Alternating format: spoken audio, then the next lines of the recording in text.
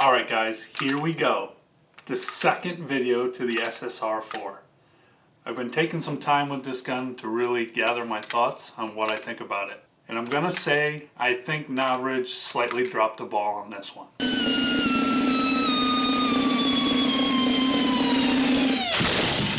Let's get into it.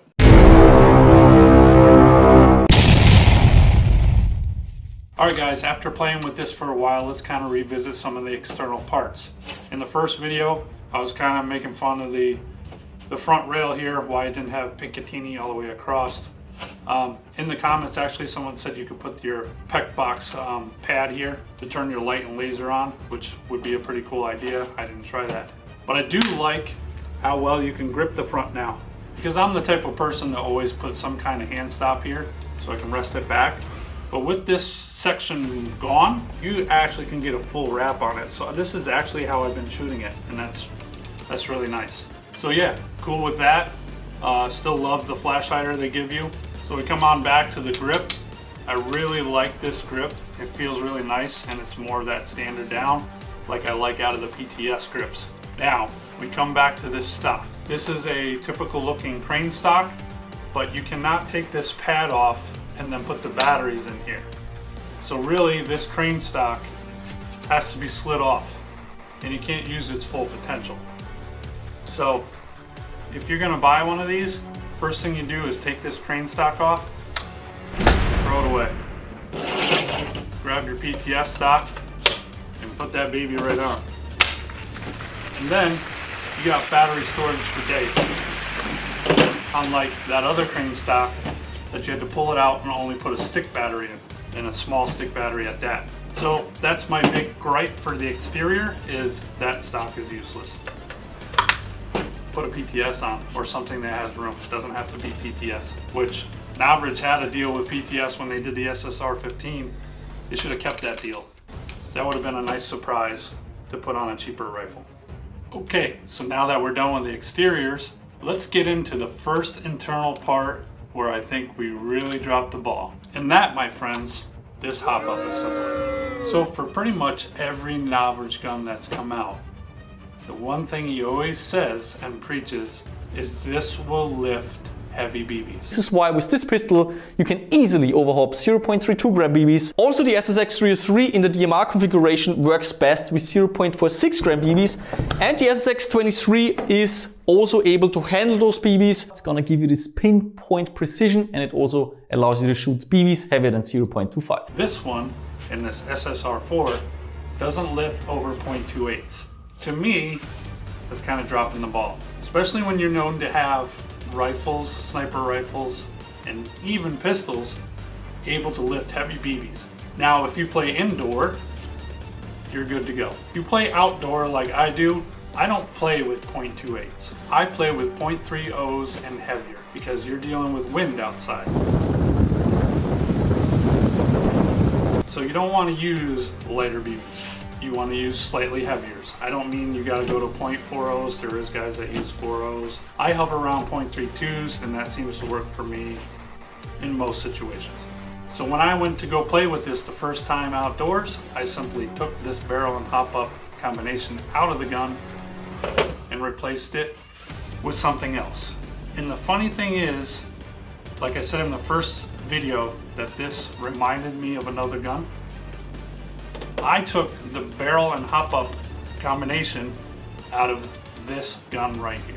This here is a Matrix / S&T rifle that I got from a mystery box.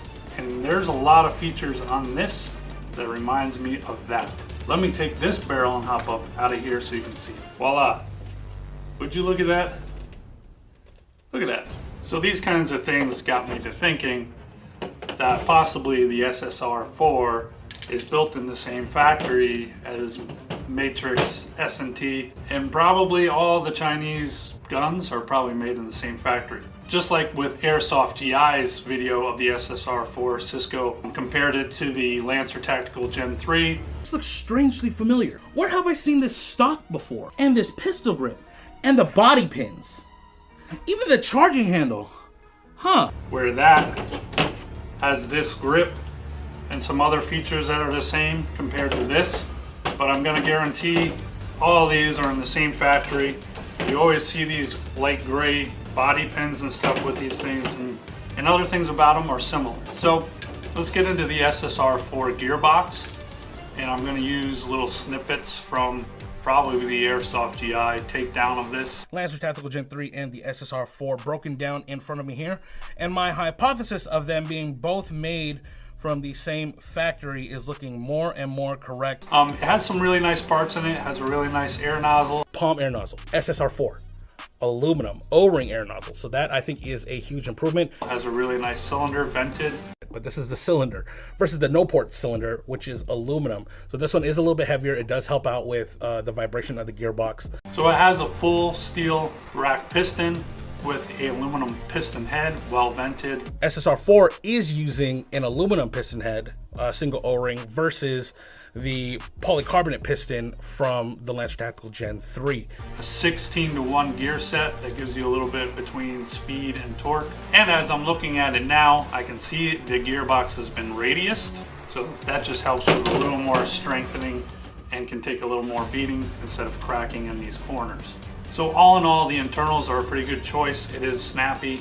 Supposedly it's a Novritsch ETU made by probably somebody. I don't know if they actually make their own ETU. Very little functions you can do, binary, you can do burst. I think maybe it's only 3-round. I haven't played around with that at all. And then the motor, and I'm not sure what motor they use, I have a feeling is a little crappy, because when I plug the battery in here in a minute to hear how snappy it is, you're gonna hear a whining that I think is either because the motor is not that great or the shimming's a little off.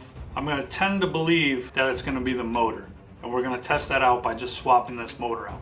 All right, let's get these. I'm gonna get them both plugged in, because you're gonna hear a sound difference between that, which is actually sounds nicer, than this. Okay guys, while I have the stocks off, this is the Matrix crane stock. And this is what you love to see about crane stocks, because you can fit a nice big battery in there. Where the Novritsch one is actually pretty nice. It's really well built, and the Novritsch butt pad is nice and comfortable. But you cannot open this and put a battery like this in there. So, like I said earlier, you're limited to a stick battery. Okay, I have the Matrix plugged in. This is wired to Tamiya. This is a cheaper gun. Normally this is like 150, I think. I got this in a mystery box for 99 bucks.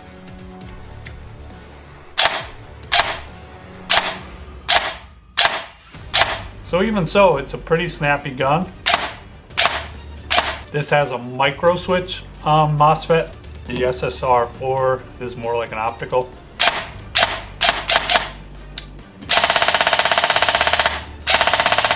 But for a $150 gun, that actually sounds really nice. So let's plug in the SSR4, and then you're gonna hear the lovely beeping of the MOSFET. And there it is. So I don't know how well it's gonna project onto the microphone, but see if you can hear that whining I'm talking about.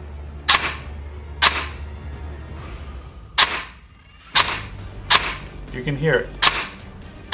It's not crazy, but I'm guessing it's the motor, and maybe you can hear it better on full auto.